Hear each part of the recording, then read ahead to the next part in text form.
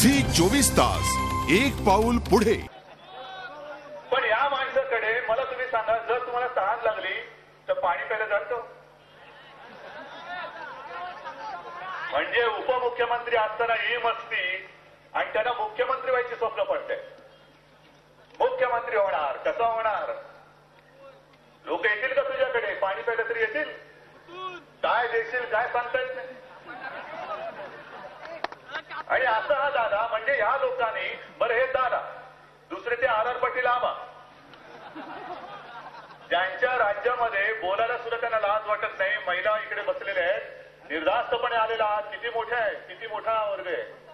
माता भगिनीनं तुमचे आशीर्वाद आम्हाला पाहिजे आहेत, स्त्री शक्तीचे आशीर्वाद आम्हाला पाहिजे आहेत। आम्ही मराठी आहोत, आपण हिंदू आहोत आणि हिंदूमध्ये देवदेवतांना महत्व आहे। त्या सगळ्या माझ्या जगदंबेचं हे रूप माझ्यासमोर बसलेलं आहे। एक निर्धास्तपणे शिवसेनेच्या सभेला आलेलं आहे, कोणी तुमच्या केसाला सुद्धा धक्का लावू शकणार नाही, या आत्मविश्वासाने आलेला आहे।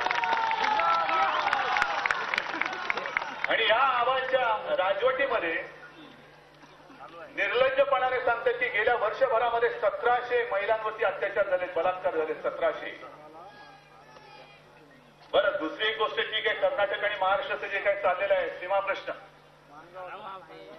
त्या भागामध्ये जाऊन भाषण करून आल्यामुळे महाराष्ट्राच्या गृहमंत्र्यांनी कर्नाटकमध्ये गुन्हा दाखल केलेला आहे। आणि त्या बाबतीत जो जो तिकडे मराठीची भूमिका घेईल, जो जो तिकडे मराठी माणसाची बाजू घेईल, त्यांच्यासोबत शिवसेना आहे।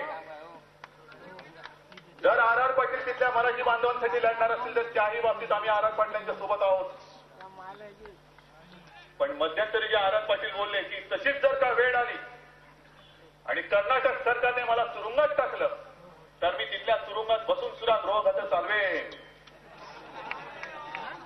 अहो, तुरुंगात जाऊ देवा, आता मोकाट फिरतात ते तर चालून टाका ना तुम्ही।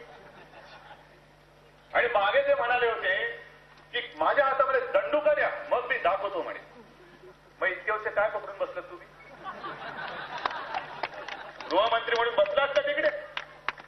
तुमच्या हातामध्ये कायदा आणि सुव्यवस्था आहे, त्याचा कोणाला दरारा म्हणून आहे?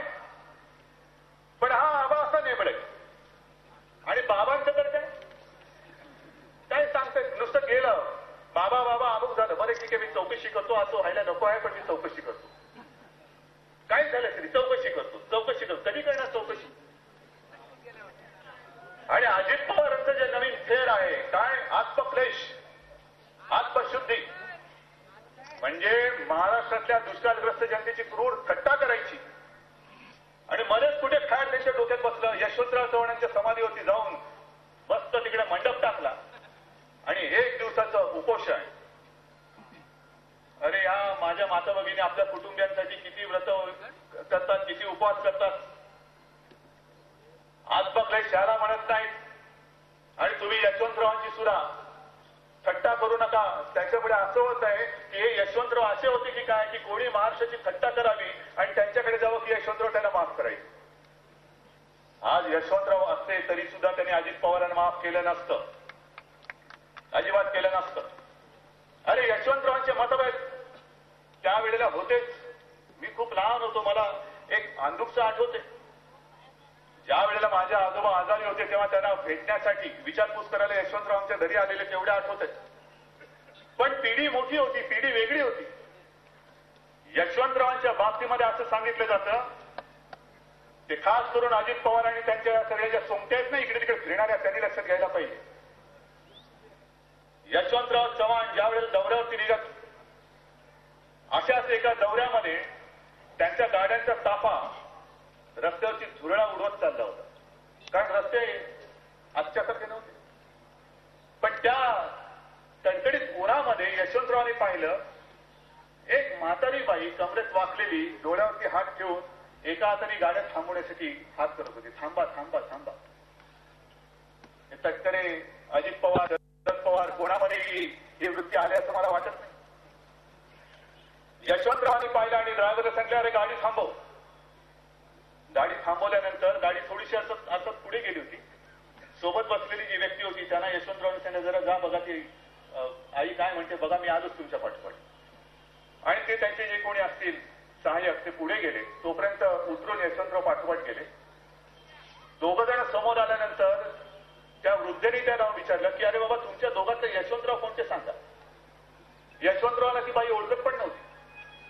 आणि यशवंतराव म्हणाले आई मी यशवंतराव बोल काय काम आहे तुझं, का माझी गाडी थांबवली. ती बोलली काय काम नाही बघ बाबा, तू इकडे येशील म्हणून तेव्हापासून तुझ्यासाठी मी 1 रुपया जपून ठेवला होता म्हणून तिने कन्वर्टीला हात घालून 1 रुपया दिला, घेतला आणि यशवंतरावांच्या हातात दिला. घे म्हणे तुझ्या पोराबाळांसाठी मी तेव्हापासून जपून ठेवलाय, घे म्हणे त्यांना काहीतरी गोडधोड दे. हे असं प्रेम आजच्या राज्यकर्त्यांना मिळेल का. यशवंतराव कोण कधी बघितलेलं नाही, पण इथून यशवंतराव जाणार, मी थांबवल्यानंतर यशवंतराव उतरणार आणि त्याच्यासाठी मी कधीपासून जपून ठेवलेले 1 रुपया हा त्यांना देणार. म्हणून त्या आशेवरती ती बाई होती.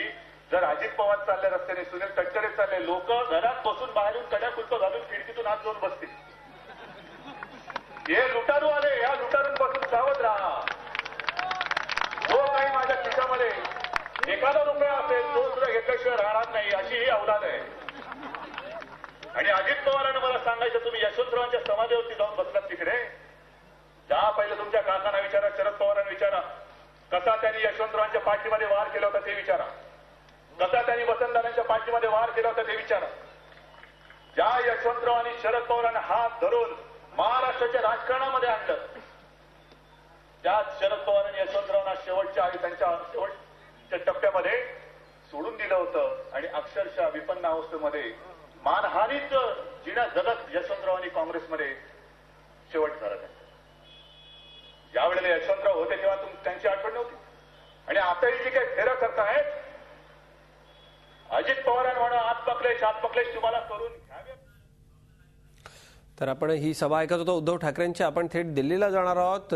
दिल्लीच्या अल्पवयीन मुलीवरती जो बलात्कार झाला आहे त्या मुलीचं मेडिकल बुलेटिन दिल्लीचे एम्स डॉक्टर जारी करतायत. आपण पाहूया. उसके पेरिनियल इंजरीज के लिए सर्जिकल ड्रेसिंग की गई है.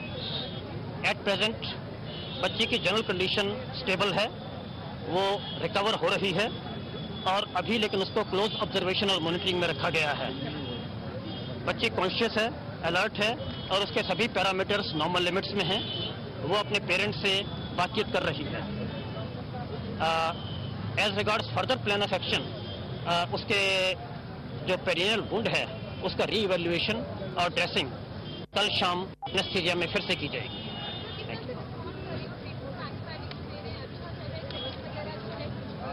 शी is showing science of recovery, तो दैट मीन्स रिकवरी अच्छी है. It is she is responding to antibiotics. Complete control will take time. अभी इन्फेक्शन है? Infection है, but she is responding to antibiotics. That is to be done later. That is not an immediate thing.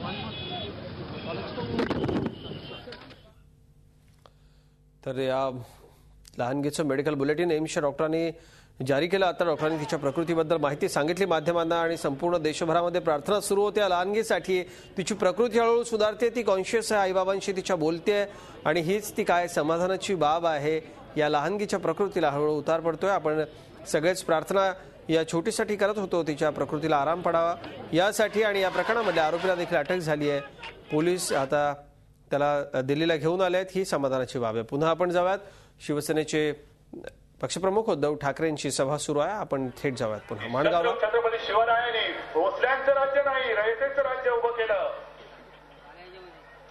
पहिला आपल्या घरात जाऊन मोठ्याने बोला, त्याच्यानंतर तटकरेंना सांगा, तुमच्या सगळ्या कंपन्यांमध्ये तुम्ही जे काय तुमच्या कुटुंबियांचं राज्य उभं केलंय त्यांना सांगा कुटुंबियांचं राज्य नको, रयतेचं राज्य हवंय. स्वतः शरद पवार केंद्रामध्ये मंत्री, पुतण्या उपमुख्यमंत्री, मुलगी इकडे खासदार आणि गोरगरिबांना सांगता तुम्ही रयतेचं राज्य केलं. तुमच्याकडे शिवाजी महाराजांची शिकवण आम्ही घ्यायची. ज्या शिवरायाचं तुम्ही नाव घेता शिवरायासारखं वाना या अजित पवारांनी अटक केलं, ताबडतोब लाच घालून मंत्रिमंडळातून बाहेर काढून टाका आणि मग शिवरायाचं नाव घ्या. तोपर्यंत शिवरायाचं नाव घेऊ नका तुम्ही. नुसतं आपण जाऊन पुतळे उभे करायचे आणि आज शिवरायाचा विचारच देशाला पुढे नेईल. अरे तो विचार पहिला तुला समजलेला आहे काय? ज्या वेळेला इकडे भास्कर जाधवच्या घरचं लग्न त्यांनी बघितलं, स्वतःच पोचलेली ही माणसं. एक मंत्री महाराष्ट्रामध्ये दुष्काळ असताना सुद्धा घरचं लग्न कसं थाटामाटात. झी 24 तास एक पाऊल पुढे.